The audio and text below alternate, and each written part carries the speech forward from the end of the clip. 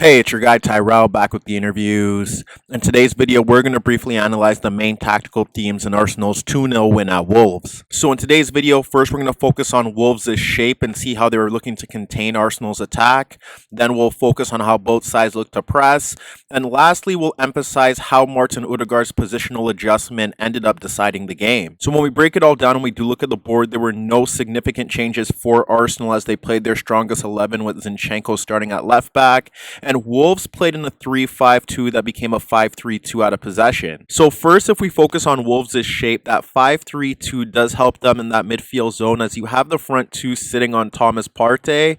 And then in the midfield area, you could have the shuttlers tracking the movement of Saka and Odegaard. And Ruben Neves can occupy that space between the lines in case Martinelli looks to drift laterally in towards that space or Gabriel Jesus attempts to drop off the center back. Out in the wider areas, Martinelli and Saka were positioned higher up the pitch and hugging the touchline, so they ensured that the Wolves wingbacks had to stay deeper and hold their position.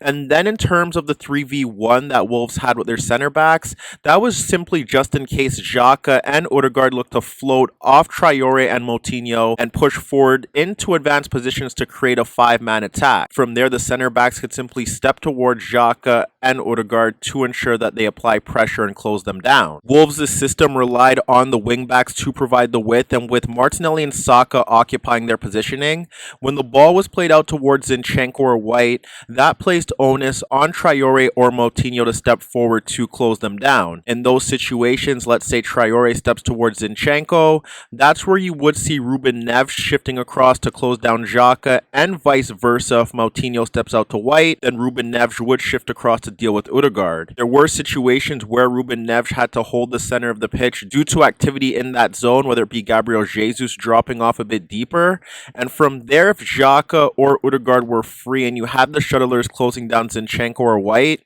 you would have the wide center back being forced to drop in towards that midfield zone and apply pressure tightly on the Arsenal shuttlers. In many ways, Wolves had a back five across that defensive line, but going forward when Arsenal were looking to build out of the back, they also adopted a narrow pentagonal shape. They were surrounding Thomas Partey in that midfield zone. That does leave space out in the wider areas. In the early stages, Arsenal did look like more of a 4-1-5, with Zinchenko and White adopting narrow, deeper positions and not looking to push forward. In these situations, you'd have the front two ahead of the center back, and if one looked to apply pressure towards the ball, the other would be looking to sit on Thomas Partey, or they'd be simply looking to block off the passing lane in towards Thomas Partey to ensure that he couldn't get on the ball and dictate the tempo of the game from those deeper positions. It was often Gonzalo Guedes that was sitting ahead of Saliba and blocking off the passing lane in towards Thomas Partey, and Adama Traore was ahead of Gabriel. But what ended up happening here was that Arsenal were able to get the ball out and towards the wider areas, and that was simply down to Wolves' shape. Traore was blocking off the passing lane in towards Saka, and Moutinho was tasked with tracking the movement of Odegaard. But given the manner in which both sides looked to start the game, the free outlet for Arsenal was out on that right-hand side. Thomas Partey was capable of getting on the ball if he dropped ahead of the Wolves front two, and the center backs were also capable of getting on the ball before the front two stepped forward. From there, they could slide the ball out to White as Moutinho would be forced to push across to close him down, and that took some time. But what we ended up seeing was that Odegaard was now shifting away towards that inside right channel,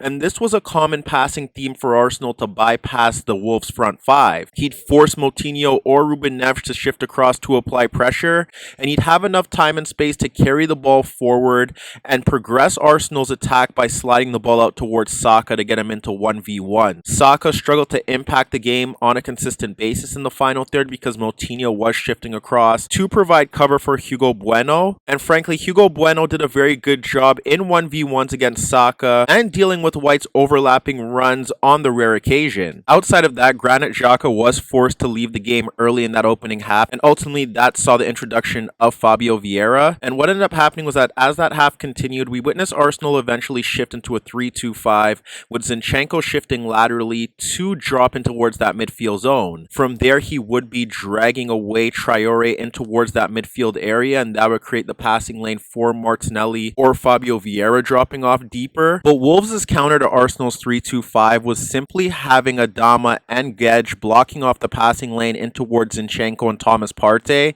and from there that would create the avenue for Fabio Vieira and Odegaard to drop off in towards those inside right channels to get on the ball from deeper midfield positions. So similar to Odegaard's impact from the right hand side throughout that opening half, when Zinchenko moved in towards the halfway circle, he now dragged away one of the front two towards him, and from there he could slide the ball in towards Fabio Vieira, dropping off in towards that inside left channel to get on the ball, and that would pull out Traore. We did witness some interchanging from Fabio Vieira and Zinchenko, as Zinchenko would push forward to occupy Traore, and Fabio Vieira would look to get on the ball in towards that left channel if you ended up having Martinelli tucking in central to occupy one of the center backs. And then similar to Thomas Partey, as that half continued, Zinchenko was also dropping off deeper in towards his own defensive line to get on the ball and progress the play out and towards the wider areas. So as you can see, Arsenal did struggle to get themselves into legitimate goal scoring positions on a consistent basis, and a lot of what they did well stemmed out in the wider areas and playing around Wolves' narrow pentagonal front five. In terms of their pressing, Arsenal were effective when they closed down from the front, and there were no surprises in how they were looking to go about that. They'd have the front three closing down Wolves' center back, and then in that midfield zone, you'd end up seeing Odegaard in the early stages pushing out to Ruben Neves. You'd have Saka stepping towards Traore, and then Thomas Partey would push out towards Moutinho. Thomas Partey couldn't get out to Moutinho in time. That's where you'd see Saka dropping off a bit deeper to close down Moutinho to ensure that he couldn't get on the ball freely. From there, you'd have White closing down Hugo Bueno, and you'd see Zinchenko pushing forward to close down Semedo, leaving it 2v2 for the center backs if the Wolves forwards were dropping off deeper to check in towards the ball. When Fabio Vieira came onto the pitch for Xhaka, we did witness somewhat of an alteration, and that ended up seeing Odegaard now tracking the movement of Moutinho, Fabio Vieira pushing forward to deal with Ruben Neves, and then that would end up seeing Thomas Partey dealing with Traore. And then ultimately, if Arsenal weren't pressing high from the front, they drop off into more of a 4-4-2, and in those two banks of four, they'd have Gabriel Jesus applying pressure to the center back on the ball.